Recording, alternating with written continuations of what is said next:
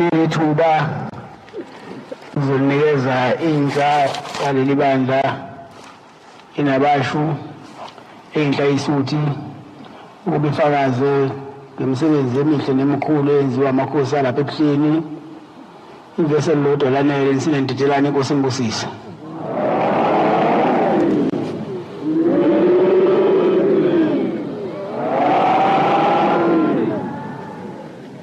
Ngiyakhetha inkosi enkulu yasebuhleni bamaNazaretha. Kusamakhosi nyazulezulu siyabonga lolu uthando olujulile osipha lona ukuthi singabantwana uthi asiguqe phambi kwakho. Nyazulezulu Nkosi yamakhosi maNazaretha ingcwele umshumayeli umkhwanazo asikhumbulake. Amen. Kwampunyoni silapha phambi kwakho Nkosi yamakhosi ngoba kukho lapho esingakhona ngaphandle kwaphambi kwakho. Kwebe kukhona ngabe sikhona sikho la. Nkosi yamakhosi sila ngoba singabantwana abancane usikhombisile ubuNkulunkulu bakho. Ngolunye usuku ubize umfana waGumede wakhuluma nambuza ngempilo ayiphilayo. Uthi lo mfana waGumede nyazulezulu mekhuluma nawe Nkosi yamakhosi uthi shembe ngiyafunda euniversity kodwa imali anginayo. Ithi Nkosi yamakhosi unyazulezulu kodwa ngizokwenza njani ngoba ngifuni intandane ihlupheke. Uthi lalela-ke mfana waGumede ngizokwenza uphase kakhulu ngamalengiso khona uzothola umfundaze. Lo Nkulunkulu maNazaretha esinaye akekho ngaphezu kwakhe ushembo ingcwele uye lo phambi kwethu. Uthi ngizokunikeza umqondo ozokwenza uphase nangempela lo mfana waGumede uphase kakhulu wawuthola umfundaze akasenayo inkinga yokufunda. Nkosi yamakhosi kukodwa sizokucela ngalo July umoya wakho. Noma singabe nemfundo noma singabe nemali noma singabe nezikhundla ezinkulu kodwa masingenawo umoya wakho kuyizeleze. Umoya wakho Nkosi uyosondeza kuwe.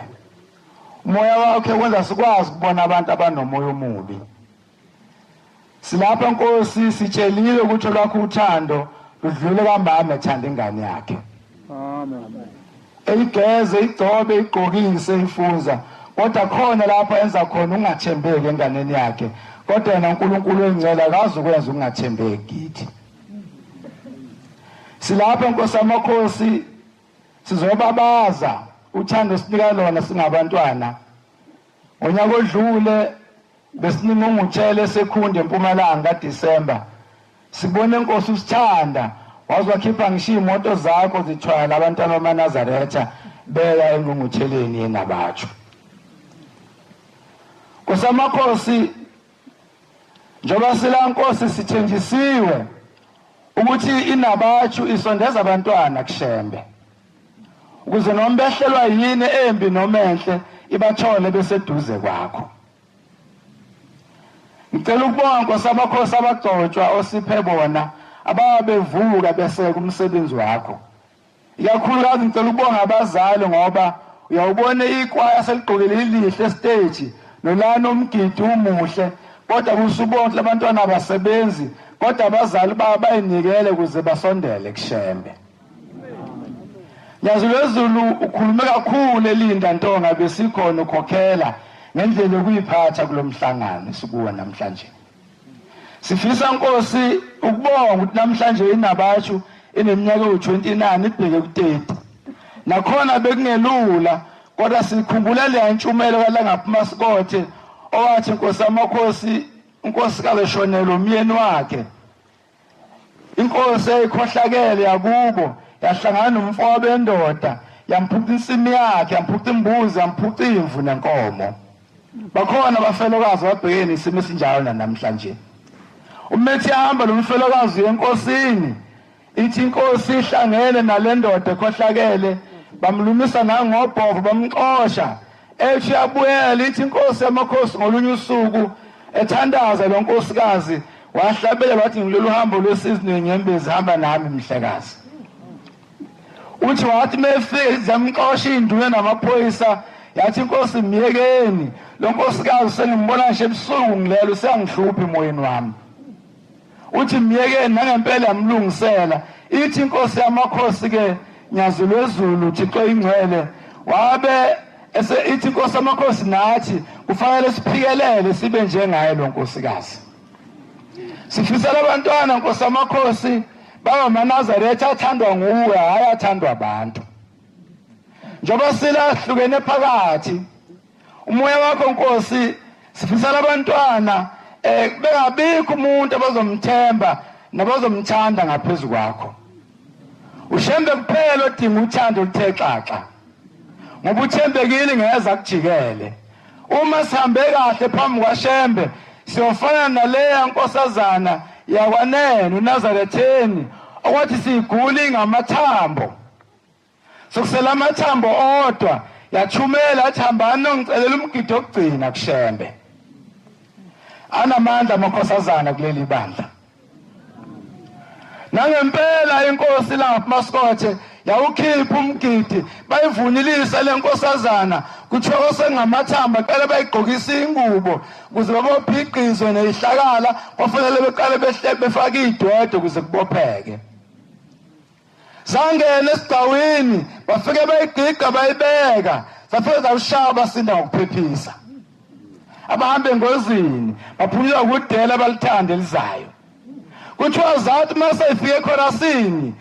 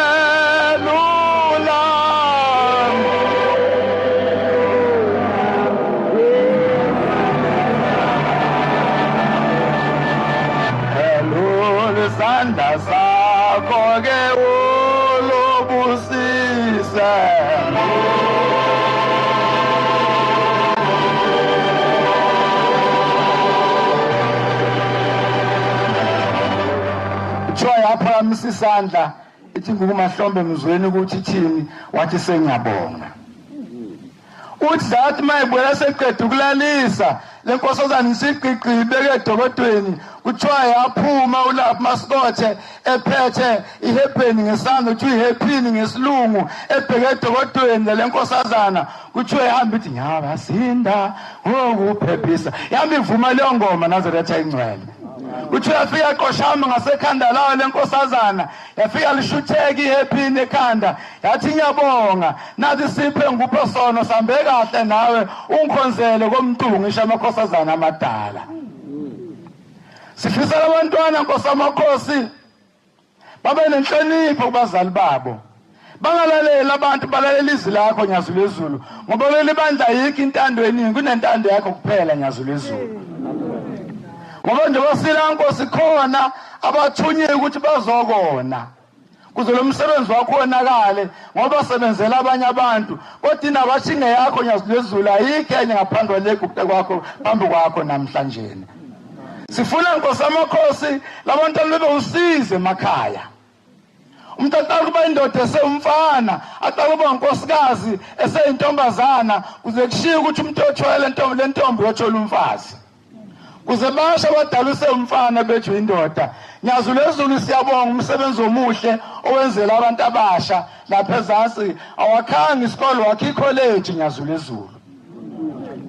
Leli college siyazi ukuthi lisazoduba ligcwele Afrika yonke lizoloshangisho phesheya kwelwandle ngoba asikho isigwili esisaziyo esenzela umsebenzi omuhle wenzele intsha yala ezweni eSouth Africa Nyazulwezulu. Nkosi yamakhosi ngicela ukubonga makhosana kuningi okukhulunyiwe la kwathi impuphu izuba mbili kodwa kaze kwenzeke.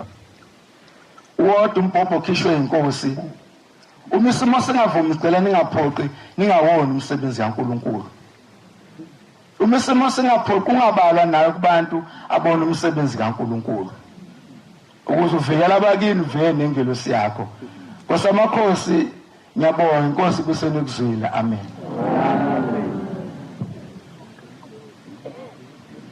Ngicela ingikhethe inkosi enkulu yasebuhleni bamaNazaretha unyazi lwezulu bantwana benkosi igama lami ngusabelo elesibili usiphesihle ngokwabiye suke empangeni entambanane emdedele amen Baba sibonga umsa wakho ngicela ukuhlabelela ihlabelelo 66 ivesi elesihlanu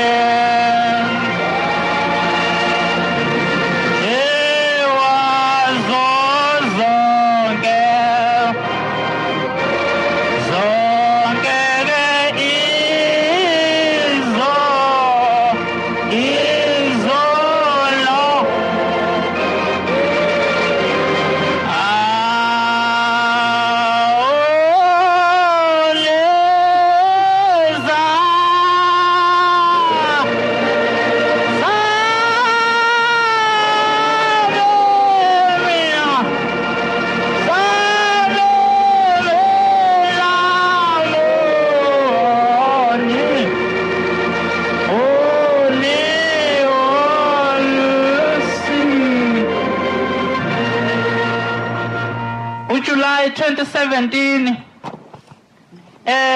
isesibhedlela esiphingo umfowethu lo ongelamayo wokugcina uyagula waseke eza enkosini ngicabanga ukuthi kwakulesithathu noma kulesine uza enkosini unyazi lwezulu uzobika ukuthi inkosi ngiyagula manje sekuze kwashaya isikhathi sokuthi bethi abangikhiphe ithambo elithile lomgogodla ngoba selizobolisa amanye uthi ke wathi mayeza enkosini aseyithi inkosi hamba uyothatha uvaselina ubusise ebese uma njalo ubilisa amanzi ufake khona bese uyawaphuza lo vaselina obusisiwe ngamanzi afudumele. Wawuphuza ke lo vaselina obusiswe inkosi wase washaya usuku lokuthi hambe yohlinzwa. Uma eyohlinzwa udokotela wathi ma evuke ekseni uthe uma eseya kumafayela abantu azobahlinza uthi kwangena indoda egqoka umjivo obomvu we-graduation nesigqoko esimnyama yangena ngewindindiza njengenyoni. Uthi yathi mangabe ingena le ndoda yangasho lutho yavele yaqonda straight kumafayela yafike yaliphenya ifayili yabuza ukuthi uyamazini lo mfana na. Wathi udokotela kangimazi uthi ke lo mfana sesikhulumile nithina boshembe nenyanya zakubo abakubo bangasekho bathi akangahlinzwa. Uthi ke lo dokotela ngathi mangabe ngimbuza lo muntu ukuthi ubani akangitshelanga ukuthi ubani kodwa wathi uma umhlinza umsebenzi uzokuphelela and ngeke uphinde usebenze. Uthi yathi mayiphuma ibheka lena kubhale ukuthi shembe ngemuva. Uthi ke lo dokotela mase ngifonela ntambama uthi bekufanele ngihlize umfowenu manje kwenzeke ukuthi nokuthi manje ngilenkinga yokuthi la esibhedlela angikwazi ukubhala lento ngoba ngeke baze bayikholwe.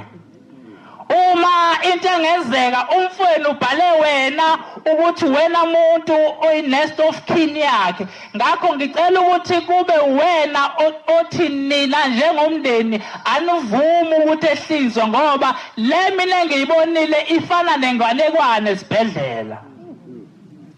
Khuluma ngendaba kaShembe nothando. Kodwa manje lolu thando olungaka maNazaretha luyasehlula Nkosi siyakukweleta. Asazi Nkosi ukuthi ukhokhelwa ngani ngoba nokunikela owathi kusumuntu ezulwini kuyasehlula. Yasho njalo ubaba wakwaMhlongo ikhehla lakwaMhlongo ngakithi eMdedele likhuluma indaba yalo lesomfana lithi ngangibhukude emadlanzini ngiwumfana lithi ngangade ngiluse inkomo thema ngelusile lase lishisa ilanga. Uthi mashisa ilanga ngase ngiyeke inkomo ngahamba ngayizibene emadlanzini ngafike ngabhukuda. Uthi ubaba wakwaMhlongo mangabe ngibhukuda uthi mangabe ngibhukuda uthi ngangena kokuqala ngezwa amanzi engesinda ngiphelelwa amandla. Uthi ngangena kwesibili kwaba yiso leso uthi ngangena kwesithathu uthi ngathi ngiphuma kwesithathu ngabe sengishawa izululwane sengizwa ukuthi ngeke ngisabuyela ngavele ngahlala ngaphandle kweziba ngagqoka ingubo ngahamba. Uthi kwathi kushona ilanga uthi lathi kushona ilanga uthi kwathi ilanga phansi esiswini sami ngasembandleni kwase kusontekile kunembobo khona kunomgodi. Uthi mangabe kwashaya isikhathi ngakhula kwase kufika inkosi ilanga emzini wasemkhayideni uthi yathi mangabe ifika inkosi ilanga uthi sathi siyonikela sikulayini uthi yashintsha inkosi ilanga yathi mfana kaMhlongo ngicela u20 wami. Uthi yathi mfana kaMhlongo ngicela u20 wami uthi baze bangibuka abantu bathi sondela hambi enkosini uthi yathi mayifike yathi mfana kaMhlongo ngicela u20 wami. Uthi ngathi ngisaxabeke kanjalo uthi yasithi inkosi khona la kuwe nembanjweni zakho. Uthi ngathi ngithi ngiyachaza ukuthi inkosi yamakhosi ngabhukude ezibeni kanje yathi lalela-ke mfana kaMhlongo wena wabhukude ezibeni sasinenyoka. Uthi ngesikhathi ungena kokuqala uthi inyoka yathi yakushaya uthi thina boshembe saphosa iminikelo yakho wayinikele ekuphakameni yangabe sakushaya sathenga umphefumulo wakho. Uthi saphinda futhi wathi yangena kwesibili sathatha iminikelo yakho sayiphosa sathenga umphefumulo yakho yakushaya ingasashaya isingasakushaye kahle.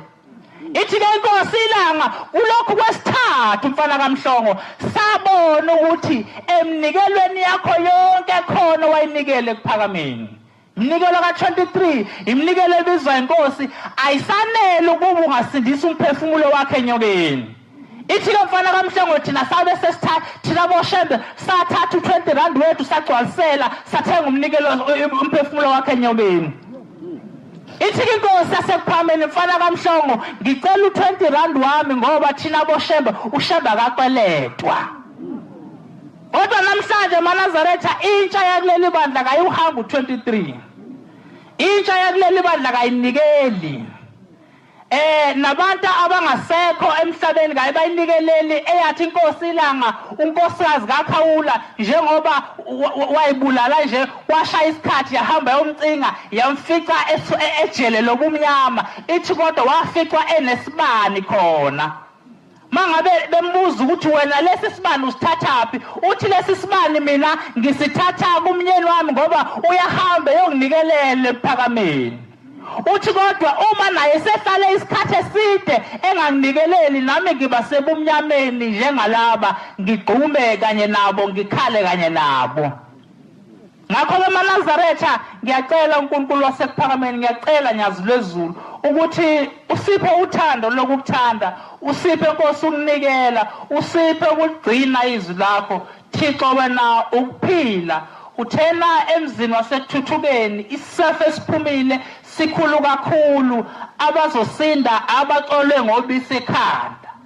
Ngakho Nkosi siyacela ukuthi lolo bisi kube olwakho kube wena osicolayo usihlenge emalangabini. Inkosi ibusise likuzwile.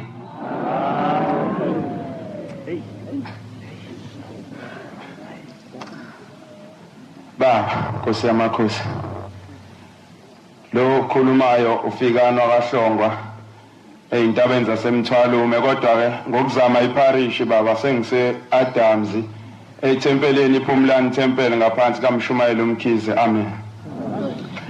Njengoba ngiguqela amaNazaretha ngumsebenzi kaShembe, fanele ngabe angiguqile la, kodwa ngiguqe ngoba uShembe wathenga umphefumulo wami. Amen. Isihlabelelo bengizothi ngiswele imlomo engakubonga ngayo, kodwa Nkosi uvalo lude. Cela Nkosi lehlise kancane nje. 2018 ngonyaka odlule February 20 bekulwesibili isikhathi kwaku2:00 ekseni. Engcobo Eastern Cape kwangena igebengu epolice station zabulala wonke amaphoyisa ekhona kuleyo shift esebenza. Kwakukhona nesosha kamakhelwane laphuma lathi liyalunguza lizobheka qhuma ibhamu, kanti abenzi bokuba badlula ngakulo mgaqo base belibulala nabo kwabe lesithupha.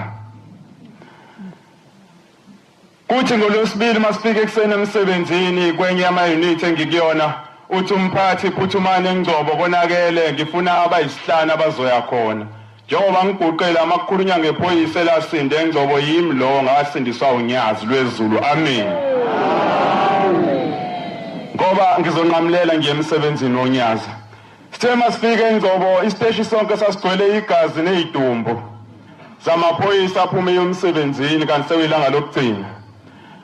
Kwasetshenzwa amaNazaretha kuthengo lesithathu ngikhuluma umfundisi wakwaphatha indaba yokuthi khona intambo exhuma kuShembe. Kuthengo lesithathu ngangihleli ngezikhathi zantambama ngezwe ukuthi lele ubuthongo ngase ngizumeka ngabona engathi sikuyona le ndawo esikuyona amaNazaretha sikizulwini la.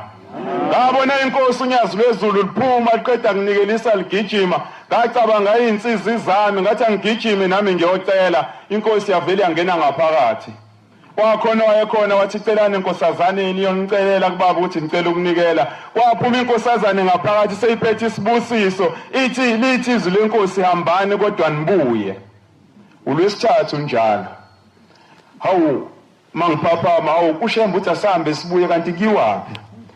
Kwasetshenzwa amaNazaretha ngolwesihlanu wangena umkhosi ukuthi hayi nangu umkhondo usikhomba esontweni iMancoba 7 Angels Church. La igebengu eyibulala amaphoyisa wonke zathatha ibhamu zonke bezike police station zathatha imali yonke lazikhona.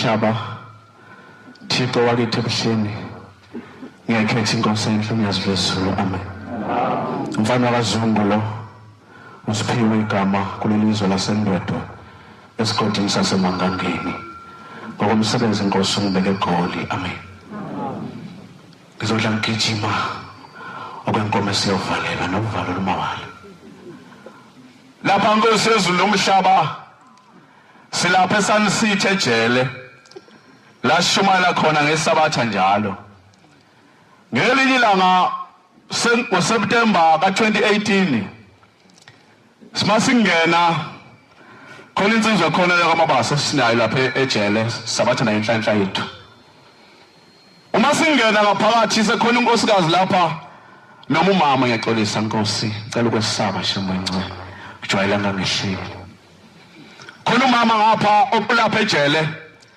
lo mama uma efika ke uthi befundise babizana kanjalo lapha ejele bonke abantu befundise uma nibuya ngicela ukukhuluma nani sathe senze inkonzo yakho nkosi saqeda sathe sibuya uthi lo mama befundise anginawo amehlabovu kodwa into engashele kuthe ngolwesithathu kwangena ucingo kwathi umntanami uNtokoza abuya ngesikoleni uthi ngaphuma ngokusheshsha ngaye ekhaya uma ngifike ekhaya ngafika nobaba sambheka uNtokoza ngamthola manje ngifuna ukwazi befundisi bakwaShembe ukuthi uShembe wena ukhethwa kanjani ngiyinkosikazi mina esindisiwe uJesu ngiyamphila uthi kodwa ngifisa ukwazi uShembe wena ukhethwa kanjani uthi ngithoma ngabe ngifike ekhaya sambheka umntanami sayibhara esibhedlela sangamthola sayemagazini sangamthola kwalwesithathu kwalwesine uthi ngolwesihlanu ngiyakhala kuthe ngolwesihlanu ngabo 12 ngabuza malume ngani uyishephi uthi ngishiye gate yasingena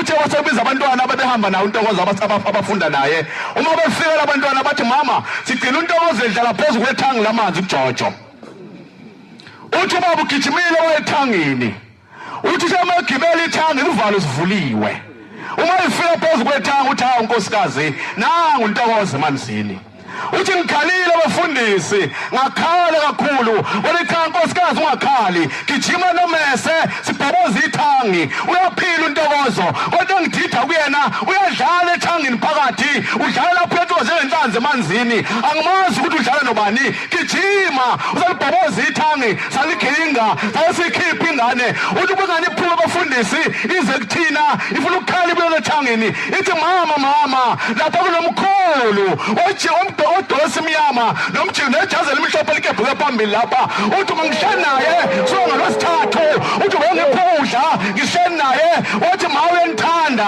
nami uyangithanda uthi bafundisi sigijimile sayithi abafana abangakhola abamaNazaretha abakhola enkoleni bafana namafoto onke obaba benu uthi basebeyikhomba bakhomba inyanga yezulu imhlaba indaba imhlaba samila wanzi nethanda basemhlabeni uthi bathi nangu uthi uyena lokuthiwa wesine owesithathu ubona leGoli ngo2018 ngoSeptember indaba izolo ehleli noNtokozo for 3 days emanzini yazi lozulu uThixo uma sesitimela inkosi engehla bafethu uma sesitimela ngolunye usuku sengena insizwa ekseni uma ingena lensini ifakile lemnyama uma singena ngaphakathi ithi lensizwa abantu baShembe sikhathele umsindo wenu ayikho lento yenu yithi umuntu lona yasidonsa nkosi ifoto lakho nyazi lozulu uNkulunkulu emhlabeni kuApril 2011 waphela nkosi kithi wasidonsa ifoto lensizwa yasilibamba yathi umuntu lo ayikho lento yayisisha nkosi zakho ngoba zathi wasinikele ubuhlungu beyicha zethu sathi mabukhitsha ubuhlungu bazo sahamba isitimela selibheka eNew-Canada lensizwa uma ilapha phakathi yasethatha ifoto nkosi yasithatha newspaper yasigoda Jehova yasikuphinda lapha yakhipha umentshisi sibuka yasikipha umentshisi inkosi yezulu nomhlaba yasilayitha uthi lokuqala yathi umuntu lona ayikho into kaShembe abantu badlala ngathi yasikipha lokuqala yasilayitha langavutha uthi yanqapha yacisha yaletha linye langavutha kuthe uLotsheni losithupha hayi ngiyaziveza ngicela ukwesaba nkosi ngikhwele kuwe nkosi kunyanga yezulu ngicela nkosi ukwesaba nkosi ngingabazi kuze kufike ukufa nomndeni wami nkosi ungangabazi yesithi lensizwa uma isuka lensizwa yasakhetha utshotsheni lesithupha yalikhipha lesithupha yasiqala lensizwa uma liphuma uthi lesithupha ngoCalifornia yakhipha ifoni ukhonfa amabasa sinaye ulapha emuva yasikhipha ifoni lensizwa yasithi angibuza uthini yilo ngitshela yona yilo ngitshela yona wayitshwa ngitshela lonto yathi abantu bashamba kanti njani injengamanje yabiza ufakazwane yathi umabuza uzana ukuthi wenze njani ithi hayi umuntu washembe unjengamanje unkosikazi uyafona ekhaya uthi akasale sibanga sesisekhaya ulizilo lizithupha sayishe zonke ngesikhathi inkosi ucishe isitimela livuthisa ekhaya ngesikhathi isitimela livuthisa ekhaya ngiyabonga Nkosi yezulu nomhlaba Nkosi wena ukuzwile amen Fikile olandelwa izizwe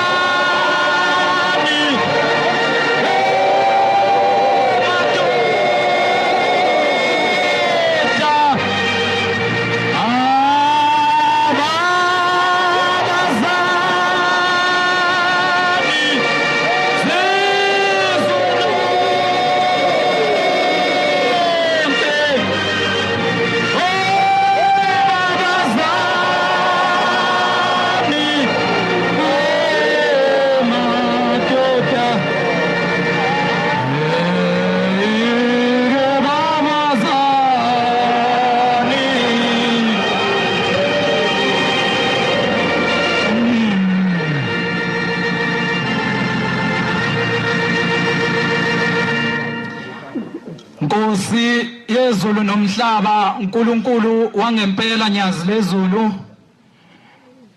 usanele mpele lo Nkosi emzinto ethempeleni ivela bahleke abanye bangazi ngolegend Nkosi ngilapha eNanda ngokuhlala uNkulunkulu nyazi lezulu okokuqala Nkosi engicela ukusho umnikazi weinto zonke ngibongela Nkosi umsebenzi omkhulu esubonile izolo ngena phakathi komuzi wasebuhleni intsha Nkosi yaseNanda namaphethelo iletha inkomo Nkosi ebesizozicelela ngayo besilethela Nkosi umhlaba wonke yonke intsha ngoba obaba Nkosi bakhuluma bathi ulangaphuma Skothe wakhuluma wathi ubumba lokwakha abantu abalungile basezulwini seliphelile sekuyozalwa abantwana basengayo ukuzwa abayophikisa abazali babo babe ngamahlongandlebe wathi Nkosi bobe bakhiwe ngobumba lasesihogweni lentsha Nkosi ihlanganisile Nkosi umnikelo bengayikhulumeli iNanda namaphethelo yodwa beyikhulumela yonke nabashiyo nyazi lezulu ngicelela Nkosi sibusiso kuwe ngicela Nkosi uma kuwukuthi thina sabantu abanjalo abakhiwe ngalelo bumba usenze ongenani Nkosi sibe yilabo bantu akhuluma ngabo esiqini sakho sesibili wathi bangosithandiwe wathi osono kasibalwa kubo noma ngathiwa benze isono sini makube dlula Nkosi emhlabeni bayibangena izulwini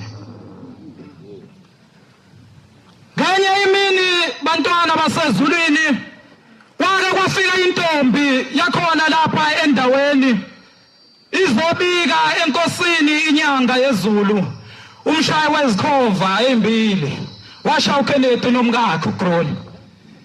Ithi-ke le ntombi baba angisilo Nkosi Nazaretha ngize lapha kuwe Shembe ngiyezwa Nkosi ukuthi uyabasiza abantu ngicela Nkosi nami ukuba ungisize. Nkosi sengineminyaka ngaqeda Nkosi isikole kodwa umsebenzi kangiwutholi. Ithi inkosi inyanga yezulu ngabe sengimbuka ngimdabukela lo mntwana.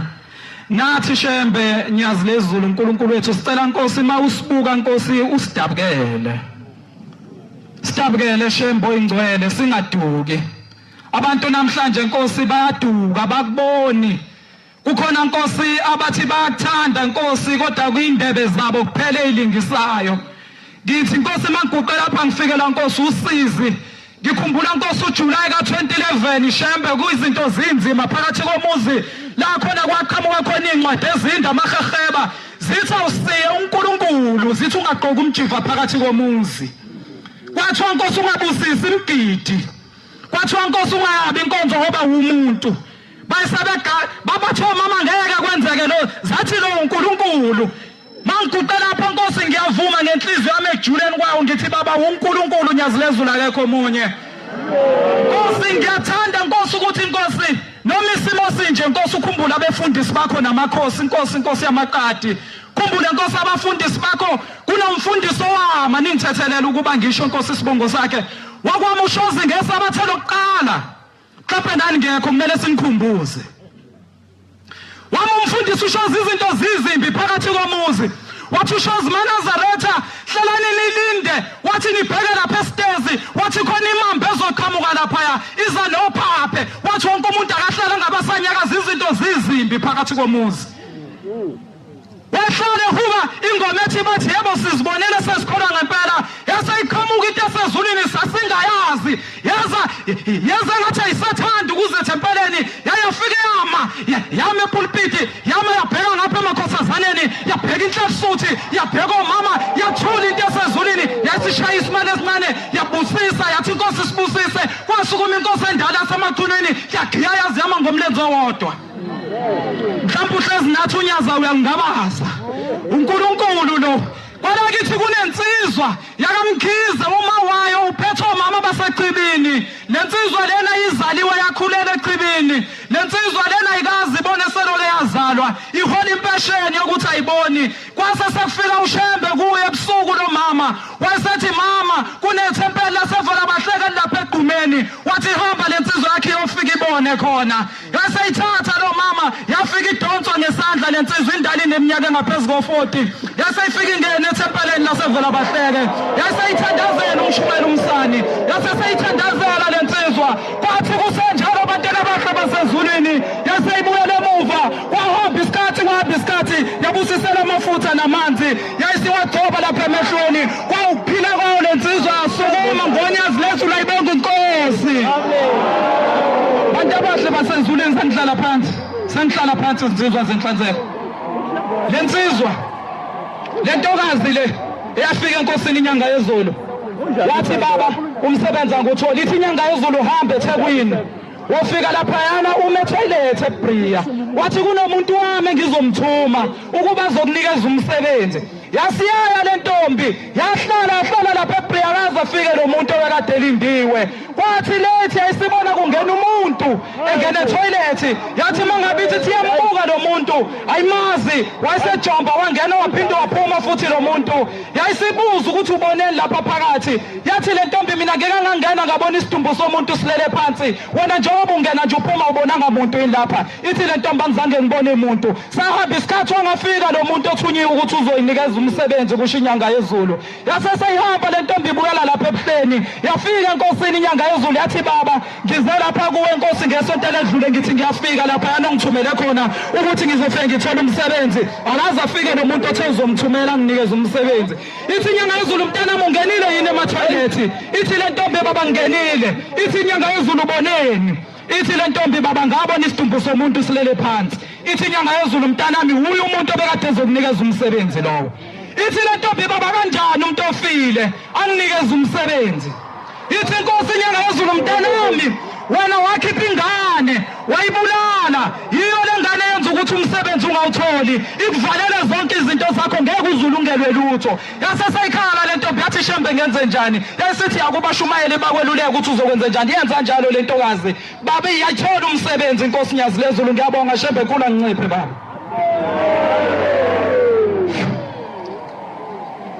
Sinezwi lakho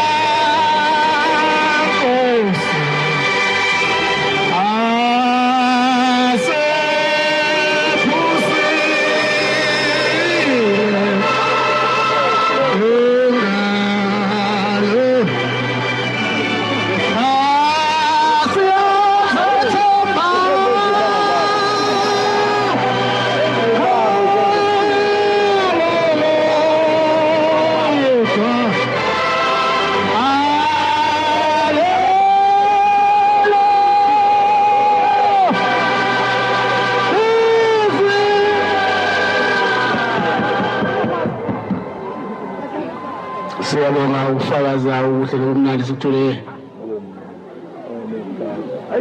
inhle esuthini Nkosi zibambusisa.